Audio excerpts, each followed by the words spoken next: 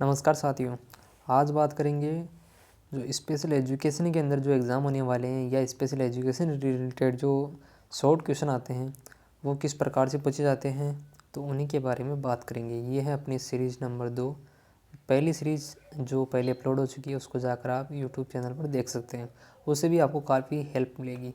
तो इसके कुछ क्वेश्चन हैं वो देखते हैं कि जो पहला क्वेश्चन है कि क्रो एंड क्रो ने, ये साइकोलॉजी क्वेश्चन भी हो सकता है कि मानसिक मंदता का मंद बच्चों की बुद्धि लब्धि कितनी मानी थी। तो इसका सिंपल सा क्वेश्चन है कि इसने 70 से कम मानी थी, क्रो एंड क्रो ने। तो ये आप देख सकते हैं, इंपॉर्टेंट क्वेश्चन है, आ सकता है। अगला क्वेश्चन है कि AMR का पूरा नाम क्या है। अब AMR बहुत इंपॉर्टेंट जो एसोसिएशन है, तो उसके बाद नाम हमें पता होना चाहिए। इसका पूरा नाम है कि American association on mental retardation. इसका हिंदी में भी याद रख सकते हैं अगर इंग्लिश में नहीं बैठता तो। निःशक्त व्यक्ति अधिनियम जो निःशक्त व्यक्ति अधिनियम है, उसकी जो स्थापना जो बना था, कब बना था, तो ये बना था 1995 के अंदर।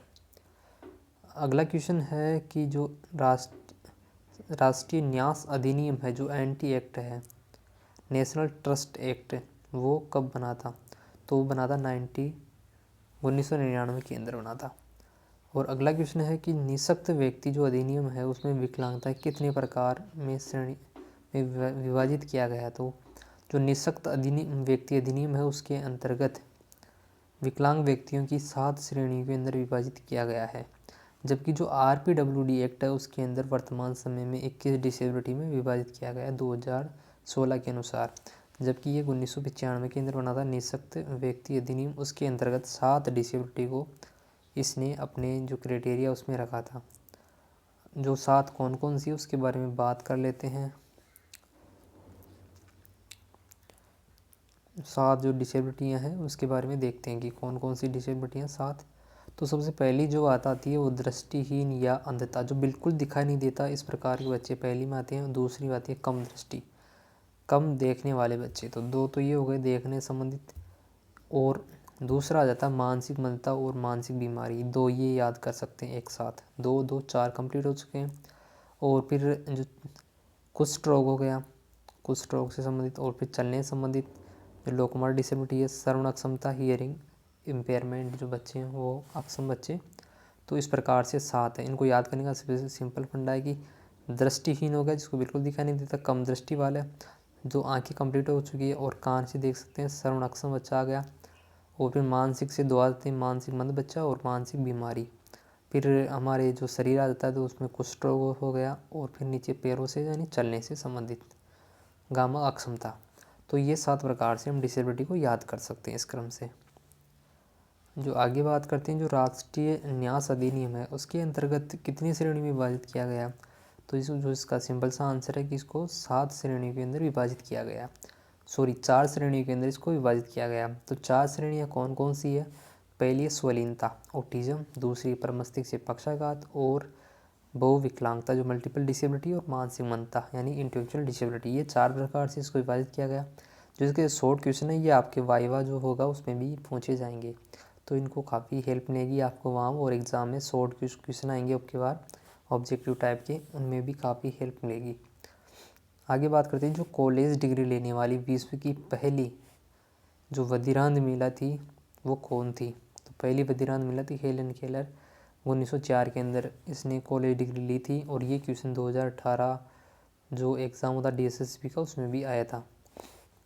अगला क्वेश्चन है कि जो दृष्टिहीन बच्चों के लिए पहला जो विद्यालय खोला गया था दृष्टिहीन बच्चों के लिए, वो कौन सा था और किसने खोला था। ये क्वेश्चन D.Ed में आया हुआ था, पहले जो एग्ज़ाम हुआ था VI का उसके अंदर आया था ये।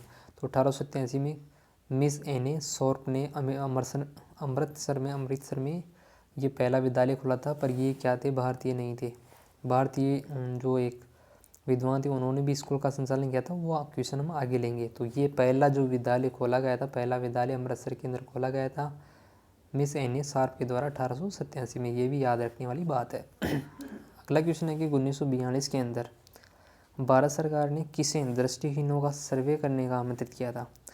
तो जो प्रथम विश्व युद्ध हुआ था, द्वितीय विश्व युद्ध हुआ था, उसके अंदर एक योद्धा थे, उसका नाम था सर क्लूथा मैकेंजी। तो उनके बारे में उन्होंने, जो भारत सरकार है, उन्होंने इस योद्धा को बुलाया था कि हमारे देश में और भारत में आमंत्रित किया था कि जो दृष्टिहीन बच्चे हैं उनका सर्वेक्षण करो, सर्वे करो कि कितने बच्चे हैं, किस हालत में हैं और क्या क्या हमें सुधार की आवश्यकता है। तो किसको आमंत्रित किया था? सर क्लोथा मैकेंजी को, विश्व युद्ध के जो योद्धा थे ये। और अगला क्वेश्चन है कि हिंदी जो ब्रेल लिपि है उसको विकसित करने की कवायद कब से शुरू की गई थी? तो नीचे देखते हैं इसका आंसर, 1973 के अंदर इसको जो शुरू की गई थी कवायद। तो ये भी काफ़ी इम्पोर्टेंट क्वेश्चन है।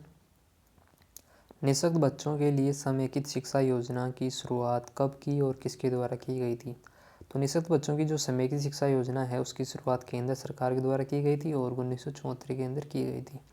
क्योंकि विदेशों में जो निःशक्त बच्चे हैं उनके प्रति ध्यान पहले देने लगे थे, परंतु भारत में क्या था कि एक परतंत्र देश था उस समय, अंग्रेज़ों का राज था। इस कारण से जो विकलांग बच्चों की जो शिक्षा उसके अंदर धीरे धीरे सुधार आया था। तो मैं आशा करता हूँ कि आपको ये जो क्वेश्चन है वो आपको अच्छे लगे होंगे। और भी क्वेश्चन लाने की मेरी यही कोशिश रहेगी। और आप जो इस स्पेशल एजुकेशन जुड़े रहना चाहते हैं तो चैनल को सब्सक्राइब कर सकते हैं। चलिए आगे इसी प्रकार की वीडियो बनाते रहेंगे। धन्यवाद।